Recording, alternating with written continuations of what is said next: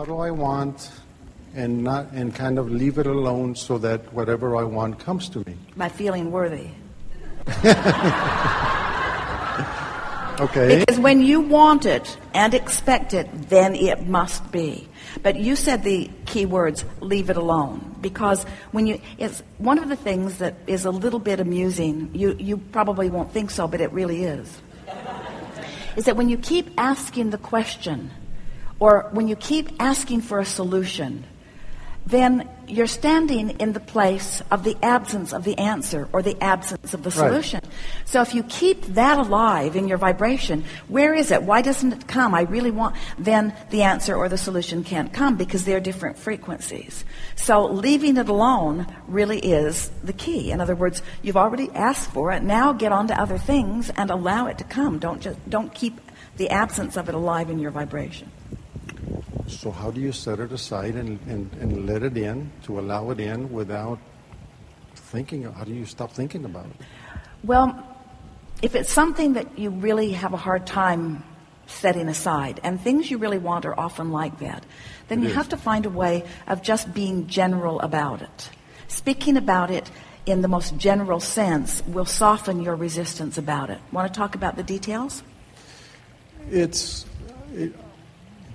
It's getting better and better, everything in general, and I do try to keep it general because I did learn that from you.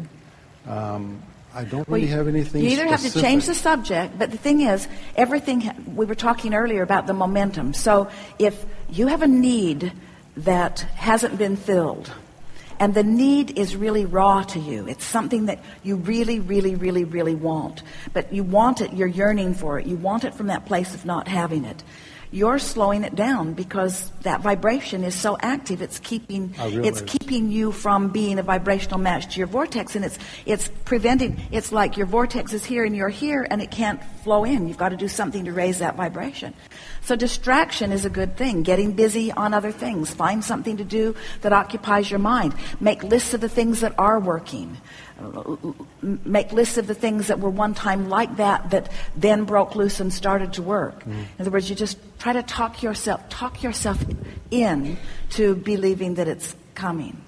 Going general really is a good tool. Things do work out for me, and there have been things that I've wanted that weren't there and then came later.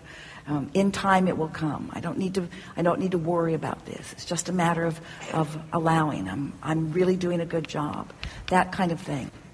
And then distraction through meditation is another really good tool. We think that meditation is not utilized by humans in the productive, effective way that it could be. If you would start your day by quieting your mind, you would align immediately. If you got up and before you remembered what was bothering you from yesterday, and before you checked your email and found out what's going to bother you today, if you would just get up and from that clear space, you would meditate and raise your vibration to the frequency of who you are, your magic would begin early in the day. The momentum would begin to flow to you early in the day. And that would distract you. Those positive thoughts and conversations and interactions with others, that your day would be full of that. And that's a good example of what I'm talking about also, because I've tried to meditate and hundreds of times ever since this meditation guide came out. I have tried, and that's where I get to the point of I'm trying too hard, just like you told the other gentleman earlier. So I don't know where to. I want to meditate. I have been successful. Let's go general about that. So you say, what should I do? And we say meditate, and you say, I try, but I can't. So there's where it is. It's in that blocked up place. So we say, well, let's go general about the idea of meditating. It's probably not as hard as I've been making it out to be. Right. And there's probably just a piece that I'm not aware of that I will stumble on. And I can sit for 15 or 20 minutes and just be there. And I've trained my mind to be very active, so it's logical that it would be. And I'm not doing anything wrong in not achieving a state of meditation. I could just as easily be in a state of appreciation and accomplish the same thing. It's not critical that I meditate, but it might feel good. I do like to relax. I do like to find a place that is serene. I do like to focus upon things that are moving slower. I do like soft, quiet music. I am aware of my breathing. I certainly could focus on that. It doesn't matter if I accomplish it today. Meditation is something that I can pick up anytime.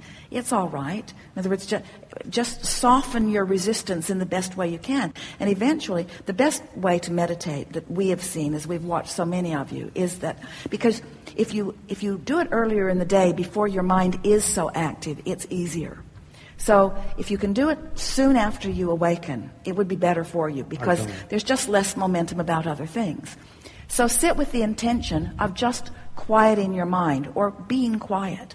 So if you find something to focus upon, the thing that Esther has discovered works best for her, there are two things, but both of them involve focusing on a frequency and concentrating on that frequency.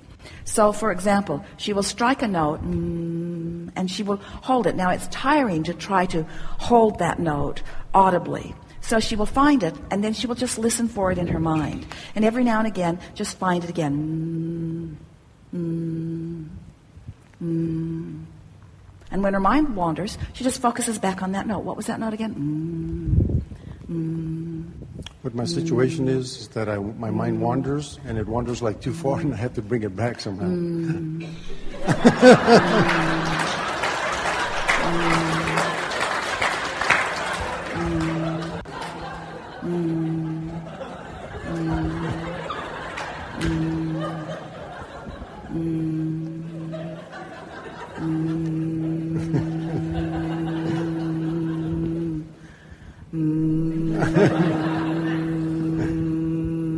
Got it.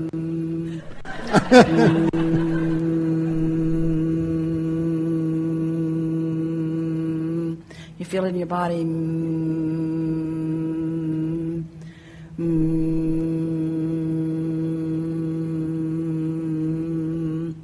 Hard to think of something else. Oh, that's so good for you. That is so good for you. Oh, it will bring you blessings. Seriously. It's worth doing. I will. I'll try that. I'm open for suggestions.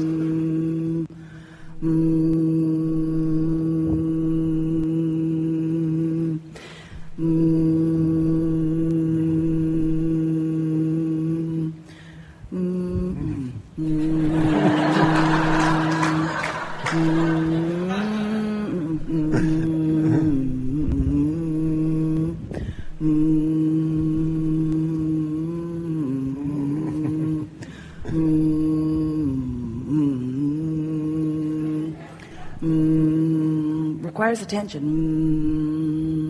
Okay. It's worth doing. I'll try that because I've been listening to the CDs.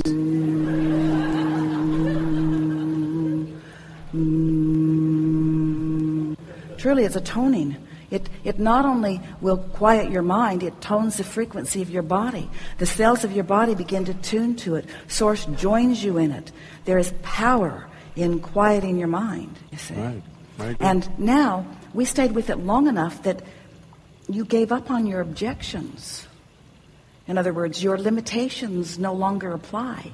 There's not a reason in the world that you can't do that. And the benefit is enormous, you see.